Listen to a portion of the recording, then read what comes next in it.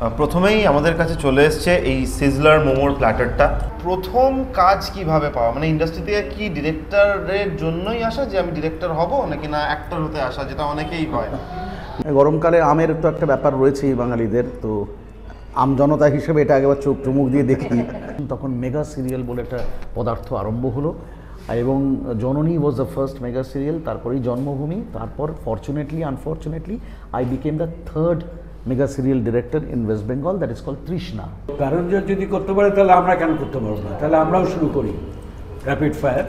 আজকে বাংলা সিনেমার এই অধঃপতনের কারণ কি, যেখানে আমাদের মতো যারা আর্টিস্ট, যারা কাজ করছি ইন্ডাস্ট্রিতে, তাদেরকে হাত জোর করে বলতে হচ্ছে একটা সিনেমায় যদি কাজ করে থাকি সেই সিনেমাটার পাশে দাঁড়াতে, তাকে দেখতে। এইটা হলো মেন বক্তব্য, আর আমার সামনে রয়েছে এইগুলো। মেন বক্তব্যটা কি, আগে সামনে কি কি আছে একবার দেখে নিই। নমস্কার, সবাই কেমন আছেন?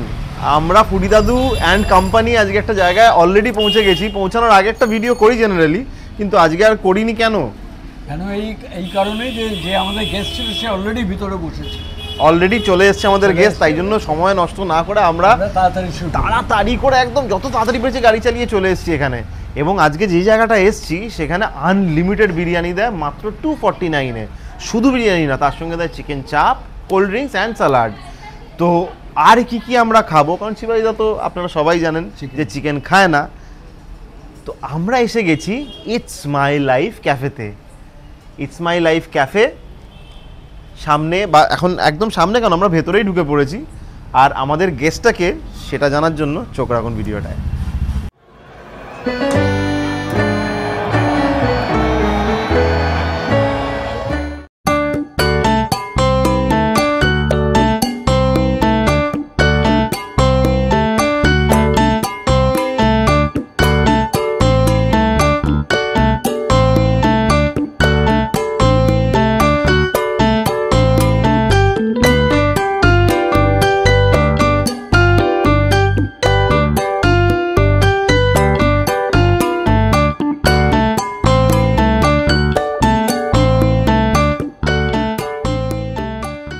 তাহলে অ্যাম্বিয়েন্স তো দেখালাম কীরকম, আর যে সাসপেন্সটা রেখেছিলাম যে আমাদের স্পেশাল একজন অতিথি আসছে, তো সেই অতিথি এসে গেছে আমাদের সাথে। তো আমি যার সাথে আলাপ করাবো আজকে, সে আমাদের ইন্ডাস্ট্রির বিখ্যাত ডিরেক্টর, অ্যাক্টর অনিন্দ্য সরকার, এবং বহু বছর ধরে কাজ করছে আমাদের ইন্ডাস্ট্রিতে। তো আমাদের সৌভাগ্য আজকে তাকে আমরা আমাদের সাথে পেয়েছি শিবাইদার জন্য। তো খাবার দাবার তো এখনও আসেনি, সবে অর্ডার করলাম, এসে যাবে নিশ্চয়ই। খাবারের জন্য অপেক্ষাটা বিরাট একটা ফ্যাক্টর।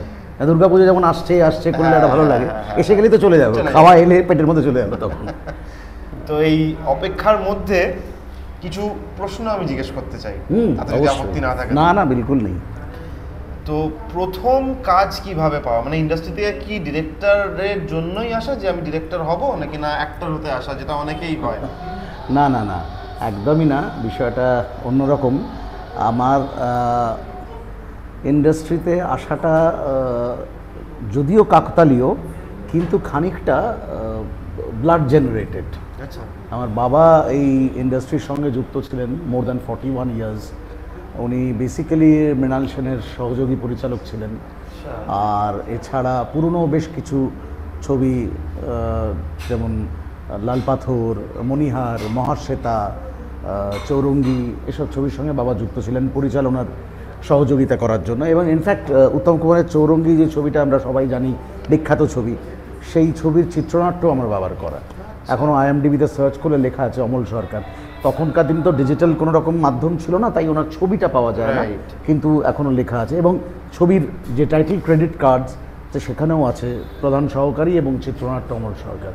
এবং সবথেকে বড় কথা, শঙ্কর, যার গল্প নিয়ে, মানে মণিশঙ্কর, যার গল্প নিয়ে চৌরঙ্গি, উনি দিয়েইছিলেন গল্পটা শুধুমাত্র, অমলবাবু আপনি স্ক্রিপ্টটা করবেন তো, তাহলেই আমি দেবো গল্পটা। উনি একটু সেইভাবে খানিকটা সাবধানতা অবলম্বন করতেন যে তার গল্প নিয়ে যাতে অন্যরকম কোনো কিছু না হয়, সেই কারণে তখন বাবা স্ক্রিপ্টটা করতে রাজি হন, তখনই দিয়েছিলেন আর কি। তো সেইটা আমার একটা ব্যাকড্রপ, সেটা আমার ইতিহাস একটা, বা আমার মেরুদণ্ড বলা যেতে পারে আর কি। That is my backbone, that way. সেটা জিনে আছে।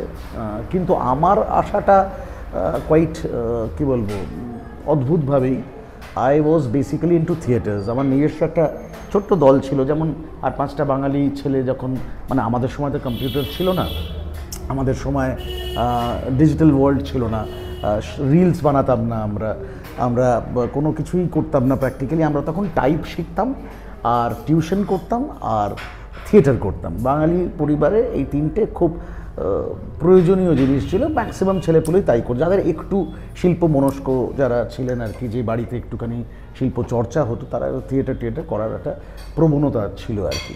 তো আমারও সেইভাবেই আসা, প্র্যাকটিক্যালি থিয়েটার করতাম।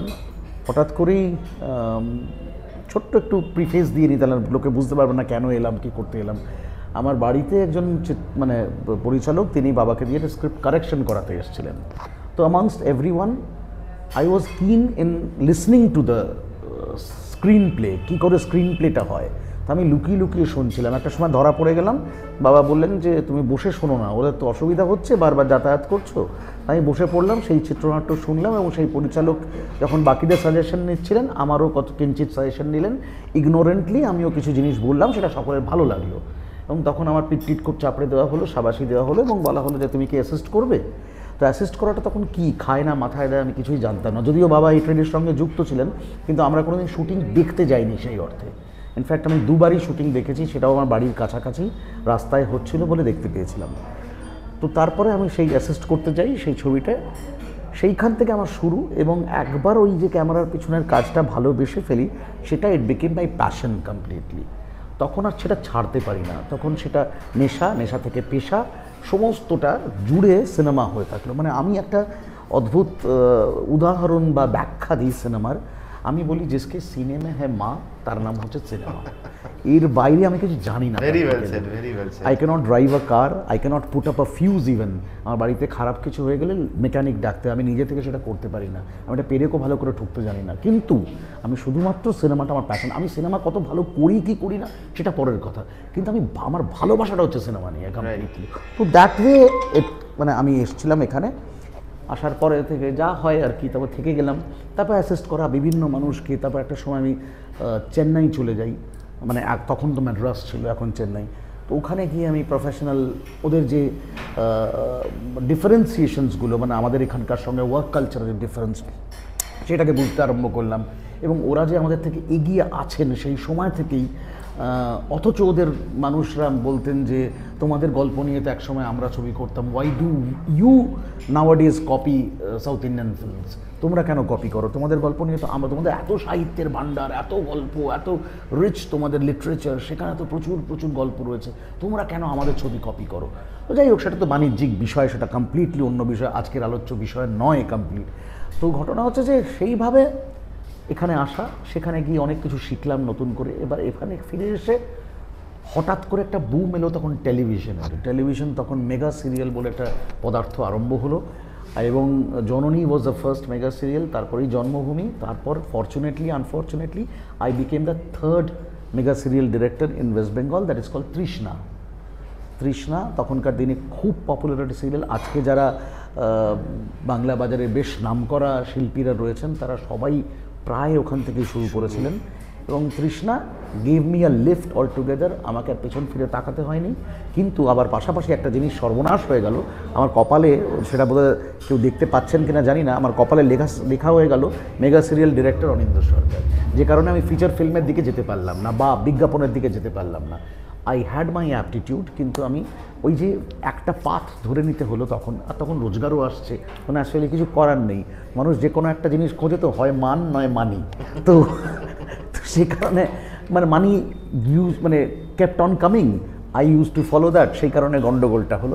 তারপরে ইচ্ছা হলো মানে মাঝে মধ্যে নানান রকম সিনেমা করার, কিন্তু করেওছি দু একটা, কিন্তু সেইভাবে আমার স্যাটিসফ্যাক্টরি এখনও পর্যন্ত ছবি আমি করতে পারিনি। যেখানে টেলিভিশনে অনেকটাই আমি জুড়ে রয়েছি। এখন আজকের দিনে এই মুহূর্তে দাঁড়িয়ে I am the senior most director in television. আমার সমসাময়িক প্রায় কেউ নেই। সেই সব নামগুলো বললে যারা চিনবেন তারা জানবেন যে যিশু দাশগুপ্ত, রবি ওঝা, দেবাংশু সেনগুপ্ত, এরকম ধরনের প্রচুর মানুষ আছেন, দেবীদাস ভট্টাচার্য, জগন্নাথ গুহ, এরা সব কেউ ওপরে চলে গেছেন, অনেকেই কাজ করেন না, দু একজন কাজ করেন না। তো I am the last of the Mohicans, যে এখনও লড়াইটা জারি আছে। তো এইভাবেই চলছে প্র্যাকটিক্যালি। তো এই কথাগুলোর প্রসঙ্গেই দুটো প্রশ্ন আমি আরও জিজ্ঞেস করতে চাই। প্রথমত, এই যে সাউথের লোকজন যে বলছে যে বাংলা সিনেমা বা বাংলা সাহিত্য থেকে আমরা গল্প নিয়ে কাজ করি, এবং শুধু মানে সাউথের সিনেমা বলে নয়, মার্টিন স্করসেসিসের এরকম প্রচুর আর কি বক্তব্য আছে বাংলা সিনেমা নিয়ে, এবং উনি ইন্ডিয়ান সিনেমাকে দেখেইছেন বাংলা ছবি সত্যজিৎ রায়ের পথের পাঁচালী। Exactly so. তো আজকে বাংলা সিনেমার এই অধঃপতনের কারণ কি, যেখানে আমাদের মতো যারা আর্টিস্ট যারা কাজ করছি ইন্ডাস্ট্রিতে, তাদেরকে হাত জোর করে বলতে হচ্ছে একটা সিনেমায় যদি কাজ করে থাকি সেই সিনেমাটার পাশে দাঁড়াতে, তাকে দেখতে, মানুষে কেন যাচ্ছে না? না, মুশকিলটা হচ্ছে কি, প্রথম কথা হচ্ছে আমাদের প্রথমেই ভাবতে হবে বাংলা সিনেমা বলছি তার মানে একটা রিজিনাল জায়গাকে নিয়ে আমরা আলোচনা করছি। If we compare other reasons, যেমন ধরা যাক সাউথ ইন্ডিয়ান 4টে টেরিটরি আছে, কন্নড়, মালায়ালি, তামিল, তেলেগু, এবং তার যে সরকারি পৃষ্ঠপোষকতা, তার যে প্যাট্রোনেজ, এবং ওদের সিস্টেমটাই অন্যরকম। ওদের ওখানে সিনেমা হচ্ছে খায়, ঘুমোয়, স্বপ্ন দেখে, সমস্ত কিছু করে সিনেমা নিয়ে। আর আমাদের এখানে সিনেমাটা একটা সময় ছিল, ওয়াজ ভেরি নেসেসারি, যেমন দুর্গাপুজো হলে, বাড়িতে জামাই ষষ্ঠী হলে সবাই মিলে একসঙ্গে গিয়ে সিনেমা দেখার একটা প্রবণতা ছিল।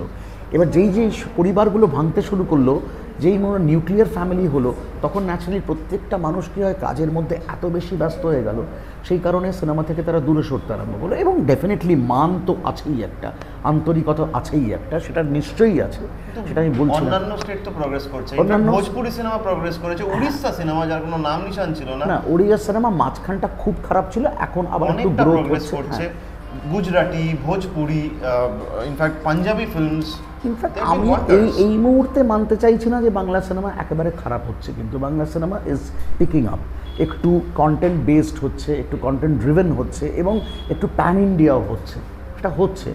মাঝখানে একটা ভ্যাকিউম ছিল সাংঘাতিক রকম, সেই সময় বাণিজ্য খুব ভালো হতো, সিনেমার প্রচুর বিক্রি হতো হয়তো, কিন্তু মান যেটা পড়তে পড়তে পড়তে পড়তে মানুষের টেস্ট নষ্ট হয়ে গেছে।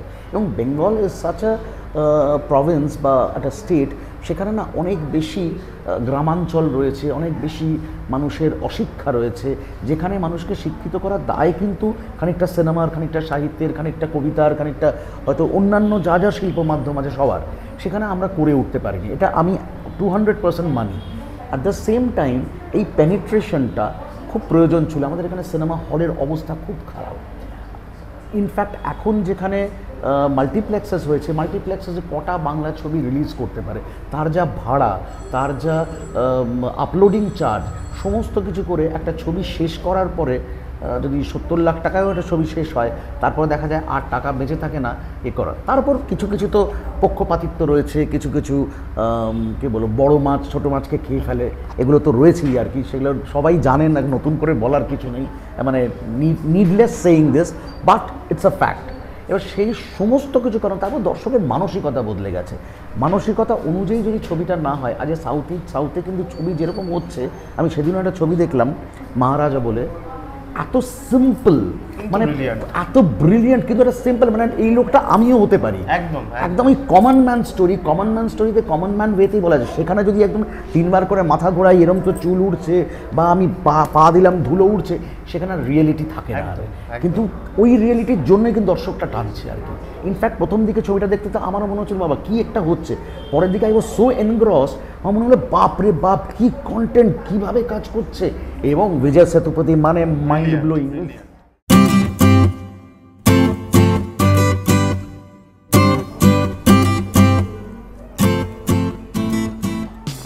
কেমন লাগলো? ওয়াও, ফিশ ইজ এক্সেলেন্ট, মানে ফিশ করে বলবো না, কিন্তু একদম লাউডার বলতে হবে, ওয়ান্ডারফুল। খুব ক্রিস্পি, ভেরি ফ্রেশ, লাভলি। খাও।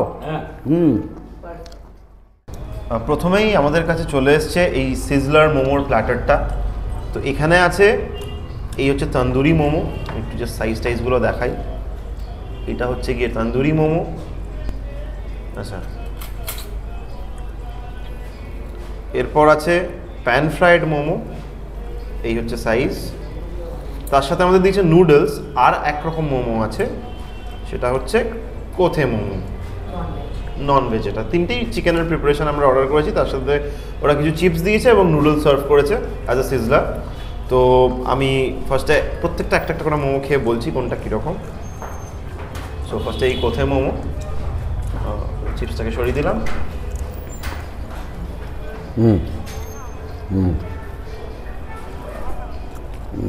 সময় লাগবে। ভেতরটা একবার দেখাতে বলবো।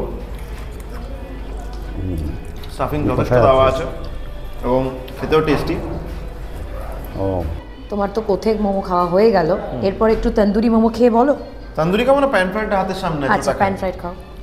রাইট, সাইজ তো অলরেডি দেখিয়ে দিয়েছি। চিজলার তো ভীষণ গরম, খেতে কেমন? চাইনিজ ফ্লেভার আছে, একদম আছে। ভেতরে চিকেন। আগেও যেরকম দেখালাম স্টাফিং, এটাও মোটামুটি স্টাফিংটা সেম অ্যামাউন্টেরই দেওয়া আছে। স্টাফিংটা যদিও আমার পেটে চলে গেছে maximum, but it's very tasty. এবার ফাইনাল তন্দুরি মোমোটা খেয়ে বলো। ফাইনাল তন্দুরি মোমোর হস্তক্ষেপ করলাম, মানে কাবাবের মতো, তাই তো? একদমই তাই দেখতে। এবং একটু স্টাফিংগুলো উকি মারছে মাঝখান থেকে। ভীষণ গরম, ভীষণই গরম, যেহেতু সিজলার। প্লেটে নিয়ে একটুখানি। হ্যাঁ, আমি বরঞ্চ প্লেটে নিয়ে নিই, খেয়ে বলবো কীরকম। কাবাব যেরকম হয় ঠিক সেরকমই, সেই ফরম্যাটের মোমো।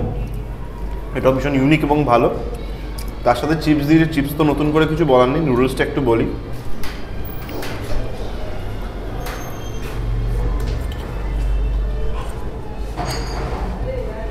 ভীষণ গরম কিন্তু খুব সুস্বাদু। তো overall good experience. Overall it's a good experience একদম। এত গরম গরম খাওয়ার পর এবার একটু গলা ভেজানো যাক। হ্যাঁ অবশ্যই। তোমার সামনে এটা কি? এটা ম্যাঙ্গো ব্লসম। আচ্ছা, হ্যাঁ, এই গরমকালে আমের তো একটা ব্যাপার রয়েছেই বাঙালিদের, তো আম জনতা হিসেবে এটা একবার চোখ চুমুক দিয়ে দেখি। খুবই ভালো, এটা অন্য রিফ্রেশিং, ভীষণ রিফ্রেশিং। 10-এ কত দেবে? 8টা দিয়ে দিতে পারি কিন্তু। যদিও একটু, যেহেতু আম একটু মিষ্টির ব্যাপার আছে, আমি খুব একটা মিষ্টির এই মুহূর্তে ভক্ত নই আর কি। ভক্ত কিন্তু ওই কিছু কিছু বাধ্যবাধকতা আছে খাবার ব্যাপারে, কিন্তু ইটস নাইস, খুব ভালো। আর ওই মোমোটা বেশ গরম ছিল, তারপরে এটা খেয়ে একটা অন্যরকম। তাহলে পরবর্তী আইটেমগুলোর জন্য আবার অপেক্ষা করতে হবে। হ্যাঁ হ্যাঁ হ্যাঁ, মানে এবার তো আরও লোভ বেড়ে যাচ্ছে আর কি, আর কি কি আসবে না।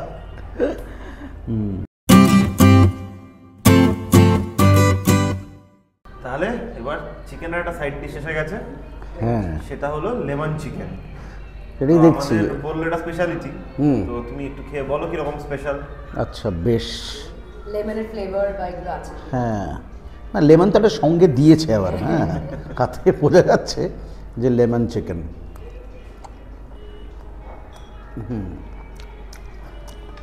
It's really lemon chicken, it's not lemon with chicken বা চিকেন উইথ লেমন, সেটা নয়। ইটস রিয়েলি লেমন চিকেন, স্বাদে বোঝা যাচ্ছে। ভেতরে লেবুর একটা সত্যি সত্যি, সেটাও সামচুয়াস, বেশ মজা লাগছে। চিকেনটা soft, very soft chicken. At the same time খুব না ওই জেনারেল যেগুলো হয় ওই ধরনের কোটিংয়ের যেগুলো, যে অনেকটা হেভি হয়ে যায়, সেটা নয়, খুব লাইট একটা কোটিং রয়েছে, ভালো লাগছে খেতে। তোমরা ট্রাই করো প্লিজ। তো বিষয়টা হলো, সবাই জানে আমার চিকেন ফেভারিট, তো আমিও একটু ভাগ বসিয়ে দিই। হ্যাঁ দেখুন, আহা দারুণ দারুণ। তাহলে চলো, বরাবর আমরা টিভিতে দেখেছি করণ জোহর র্যাপিড ফায়ার করেন, তো করণ জোহর যদি করতে পারে তাহলে আমরা কেন করতে পারবো না? তাহলে আমরাও শুরু করি র্যাপিড ফায়ার। প্রথম প্রশ্নটা আমি আনন্দকে করছি যে তোমার বিচারে শ্রেষ্ঠ পরিচালক কে?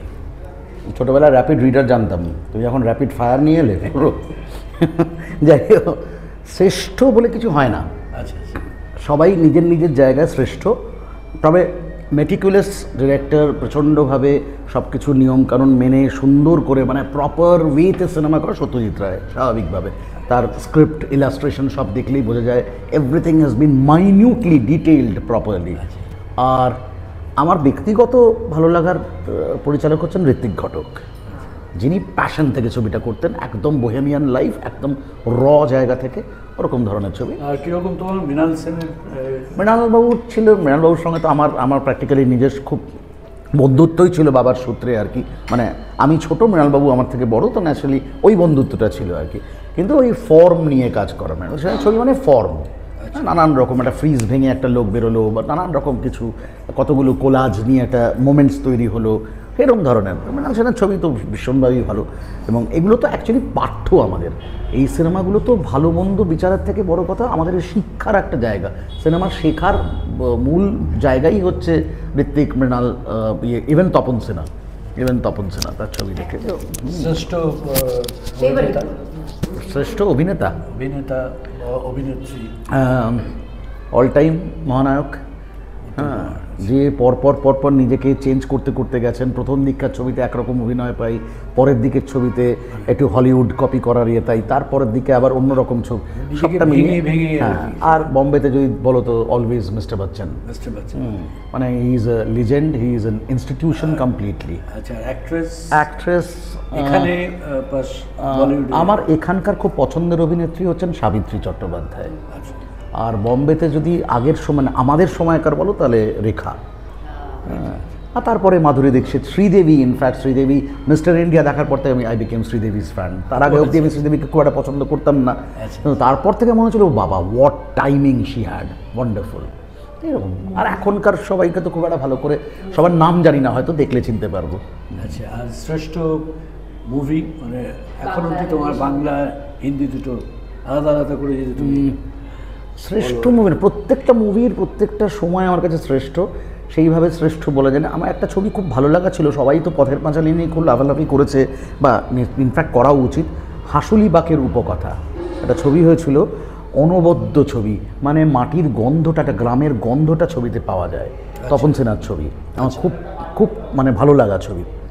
পলাতক আমার খুব ভালো লাগা ছবি। তো এই ধরনের কিছু ছবি আছে। তপন মুভি করেছিল পলাতক তরুণ মজুমদারের, পলাতক, অনুপ কুমার হিরো ছিলেন। আর হিন্দিতে ফেভারিট ছবি ওইভাবে বলা যায় না, সব ছবি মানে যেহেতু মিস্টার বচ্চন ফ্যান ছিলেন, তখন তো মানে কলেজের স্কুলের টাকা, টিফিনের টাকা লুকিয়েও ওই ছবি, পয়সা দিয়ে ছবি দেখতাম আর কি। তো সেগুলো ছিল হিন্দিতে। ইনফ্যাক্ট পুরনো কিছু ছবি আমার এখনও পর্যন্ত খুব ভালো লাগে, যেমন গুরুদাতের ছবি দেখতে আমার খুব পছন্দ হতো আর কি। সে প্যাসাই বলো, চৌধুরীকে চাঁদি বলো, এই ধরনের ছবি আমার খুব পছন্দ হতো, যেখানে একটা অন্যরকম ফিলিংয়ের কথা খুব ঠায়ে যায়, কিন্তু অদ্ভুত একটা নিজস্ব কামড় রয়েছে ছবিতে। বিদেশি ছবি যেমন। তবে আমাকে যদি কেউ জিজ্ঞেস করে যে তোমার মতে শ্রেষ্ঠ ছবি কি হিন্দিতে, বলিউডে, আমি বলবো একটা কমপ্লিট পিকচার যেটা ছবি, সেটা শোলে ওয়াজ আ ট্রেন্ড সেটার। তখনকার টেকনোলজিকে নিয়ে শোলে একটা অন্যরকম ট্রেন্ড সেটার তৈরি হয়েছিল, যেমন 70mm স্ক্রিন, স্টিরিওফোনিক সাউন্ড, এইগুলোর যে একটা আলাদা প্রভাব ছবিতে থাকে, একটা অন্যরকম মাত্রা তৈরি করে, সেইটা শোলে প্রথম দেখিয়ে বেরিয়েছিল আর কি। সেই কারণে শোলে দেখে আমার ট্রেন্ড সেটার। নিজের পছন্দের, ইনফ্যাক্ট আমার নিজের যে পছন্দের যে কাজটা, সেটা আমি সেটা আমি রিলিজ করতে পারিনি। সেটা সুচিত্রা ভট্টাচার্যের একটা গল্প, সেটা আমি রিলিজ করতে পারিনি আনফর্চুনেটলি। আর এছাড়া টেলিভিশনে আমার প্রিয় কাজ হচ্ছে আলোকিত এক ইন্দু বলে একটা সিরিয়াল করছেন, যাতে মোনালি ঠাকুর প্রথম আত্মপ্রকাশ করেন, এবং স্টারেড সিরিয়াল, সেটা প্রচুর মানুষজন ছিলেন যারা এখন বেশ নাম করা, হ্যাঁ খুব ফেমাস। আর তাছাড়া রামকৃষ্ণ।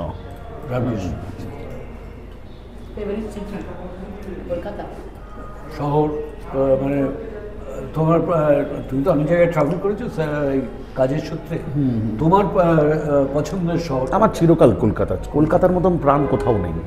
কলকাতা সাংঘাতিক। খাওয়া দাওয়া, আমি ভীষণ ফুডি নই, কিন্তু I like to have good things. মানে একসাথে প্রচুর কিছু খেতে পারি না, যেমন এখানে আজকে পরপর অনেক কিছু হচ্ছে, এবার মনে হচ্ছে বাপরে বাপ, এবার কোনটা খাবো, মেইন কোর্সটা এখন এবার আসবে, সেটাকে আবার গলাদ্যকরণ করতে হবে, সেটা খেতে হবে, তারও একটা কতটা কি ভালো মন্দ সেগুলো বিশ্লেষণ করতে হবে। কিন্তু দ্য থিং ইজ যে আমি সব রকম খাবারই খাই, একটু কন্টিনেন্টাল, একটু চাইনিজটা বেশি প্রেফার করি, একটু লাইট ফুড বেশি প্রেফার করি, তো সেগুলো ভালো লাগে। আর মিষ্টি পছন্দ, কিন্তু শারীরিক কারণে একটু দূরে থাকি, কিন্তু তাও খাই না তা নয়, সব রকম কিছু খাই। কোল্ড ড্রিঙ্কটা খুব একটা পছন্দ করি না, আদারওয়াইজ আইসক্রিম আই লাইক, যদি সেটা চকলেট ফ্লেভার বা একটু অন্যরকম কিছু, ভ্যানিলা বা ওই ক্রিম ওই রকম ধরনের কিছু নয় আর কি। একদম, থ্যাংক ইউ। এত মনোযোগ দিয়ে কি দেখছো? দেখছি যে কিভাবে দেখাবো আর কি, মানে এইটা হলো মেন বক্তব্য, আর আমার সামনে রয়েছে এইগুলো। মেন বক্তব্যটা কি, আগে সামনে কি আছে একবার দেখে নিন। সামনে আছে এই চিকেন বিরিয়ানি, আলু, তার সাথে এইয়া বড়টা লেগ পিসটা দেখেছেন, এইয়া বড়। আচ্ছা, তার সাথে এরকম আরেক বাটি করে পুরো বিরিয়ানির রাইস দিয়ে গেছে, যেটা আনলিমিটেড, একজন খেলে যত খুশি খেতে পারে, একজন খেলে যত Rice। ইচ্ছা খেতে পারে। তার সাথে স্যালাড আছে, আর আছে চিকেন চাপ। তো তার সাথে একটা কোকা কোলাও, একটা তার কোল্ড সাথে ড্রিঙ্কও একটা দিয়েছে। কোল্ড ড্রিঙ্কও দিয়ে গেছে, এবং এই রাইসটা আপনারা আনলিমিটেড পাবেন। তো এবার আমি তো জানেন চিকেন ভক্ত, তো একটুখানি বিরিয়ানির ফার্স্টে রাইসটা খাই। এই জাস্ট কোয়ান্টিটি দিয়ে গেছে অলরেডি, 3 দিন লাগবে খেতে, যা বুঝতে পারছি, বাট এনিওয়েজ শুরু করলাম আপনাদের জন্য।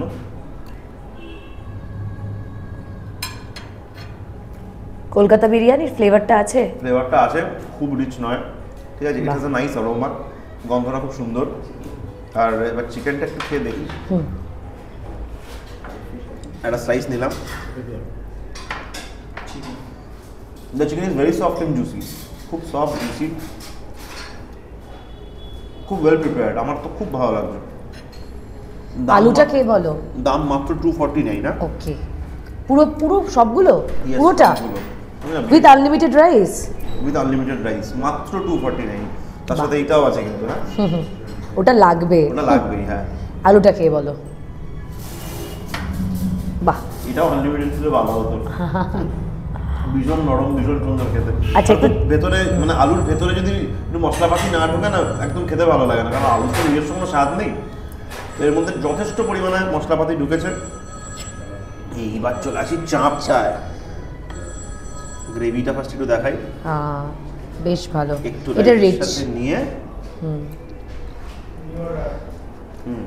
বাহ, দেখেই মনে হচ্ছে ভালো। ঝাল নয়, বেশ মশলাদারি, ভালো খেতে, রিচ অফকোর্স। তো compliment to that light rice, তাই তো? একদম এই লাইট রাইসটাই কমপ্লিমেন্ট করছে। চাপের সাইজটা একবার দেখাবো। So this is the size of the piece you can expect, এরকম সাইজের। ওকে, রাইট, এগুলো আনলিমিটেড নয়, রাইসটা আনলিমিটেড। রাইসটা ইজ আনলিমিটেড। চাপ ইজ অলসো ওয়েল কুকড, আমার তো বেশ ভালো লেগেছে। স্যালাড নিয়ে আলাদা করে কিছু বলার নেই। আমি না এক কাজ করি, এবার যুদ্ধটা শুরু করি, হ্যাঁ এই যে পুরো জিনিসটা কমপ্লিট করতে হবে না, এরকম কোনো বাধ্যবাধকতা নেই। তবে আমি রিকোয়েস্ট করব যে আপনারা যতটা পারবেন ততটাই নেবেন, এক্সেস নিয়ে নষ্ট করার কোনো প্রয়োজন নেই। তো যদি ভালো লাগে, যদি পারেন, যত ইচ্ছা নিন, কোনো অসুবিধা নেই, ওদের কোনো বাধা নেই, তবে নষ্ট করবেন না প্লিজ, রিকোয়েস্ট। তাহলে অ্যাজ ইউ লাইক কন্টিনেন্টাল, তোমার জন্য আমরা কন্টিনেন্টাল অর্ডার করেছি, যেটা হলো গ্রিলড ফিশ। রাইট, তুমি একটু খেয়ে বলো। হ্যাঁ অবশ্যই, এটার জন্য আমি কেমন? অনেকক্ষণ ধরে ওয়েট করছি।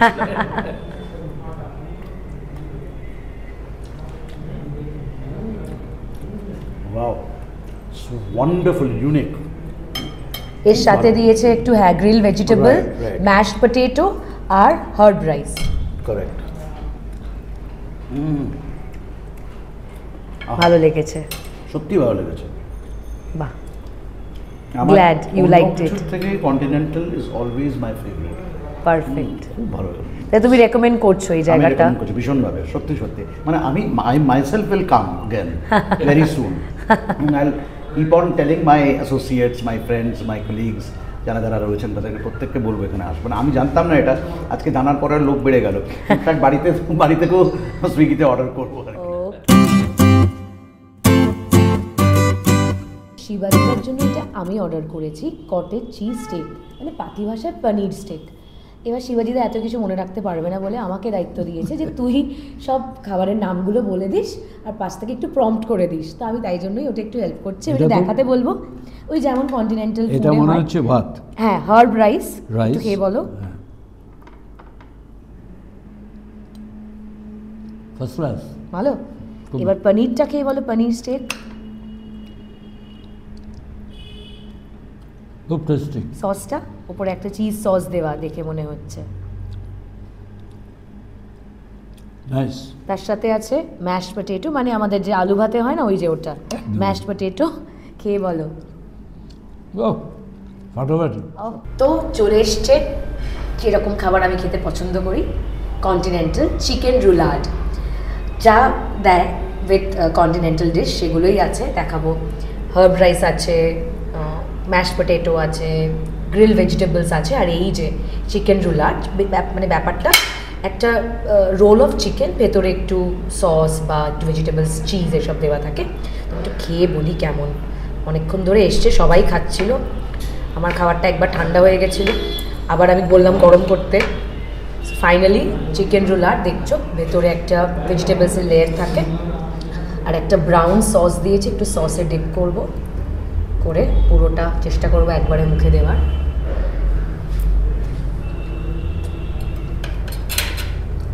Very nice. অরিগ্যানো হার্বসের একটা সুন্দর ফ্লেভার আছে, ব্রাউন সসটারও একটা বেশ একটা আর্দি ফ্লেভার আছে, আর খুবই খুবই ভালো, মানে লাইট ডিনার, এটাই আমাদের ডিনার আজকে। অ্যান্ড হার্ব রাইস শিবাজিদা অলরেডি বলেছে, সে বলি বাহ। আর যেটা বললাম সাথে আছে একটু ম্যাশড পটেটো, ম্যাশড পটেটো নিয়ে দেখি। আচ্ছা, তার সাথে একটা ব্রকলি নিয়ে নিই, গ্রিল ভেজিটেবলস নিয়ে নিই, দুটো মিলিয়ে। এই যে আমার বাইট,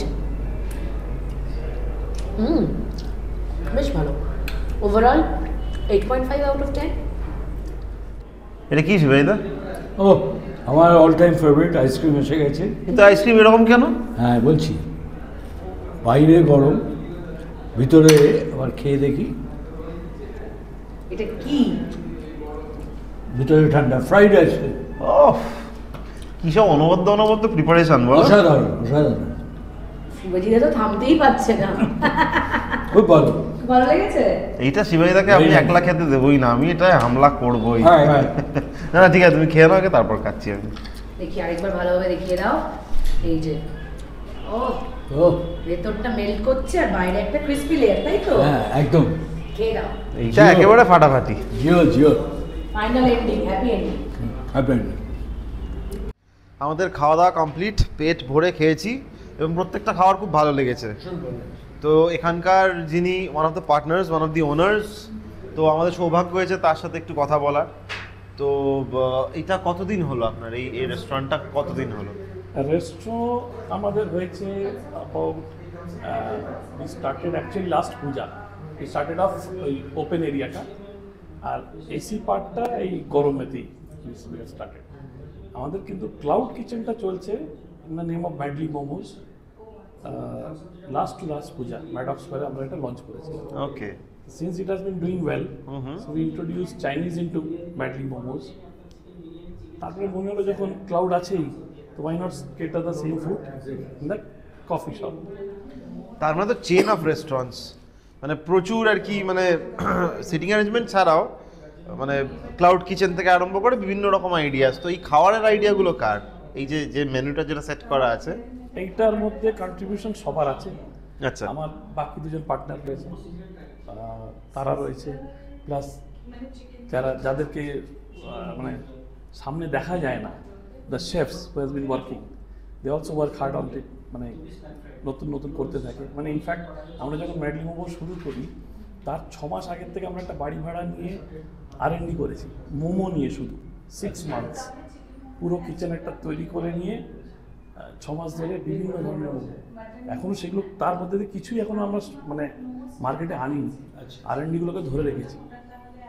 তার মধ্যে বিভিন্ন রকম আছে, ব্ল্যাক চাকল মোমো, আচ্ছা, ইয়েস, অনেক কিছু আছে, মানে আমি এখন সব। তাহলে তো ফিরে আসার আরেকটা এক্সকিউজও পেয়ে গেলাম, এবং আরও নতুন নতুন চমক আসতে চলেছে। আমরা তো গুটি কতক জিনিসপত্র দেখিয়েছি, আরও যেসব নাম বলছে সেগুলো তো জানি না কীরকম খেতে হয়, কীরকম দেখতে হয়।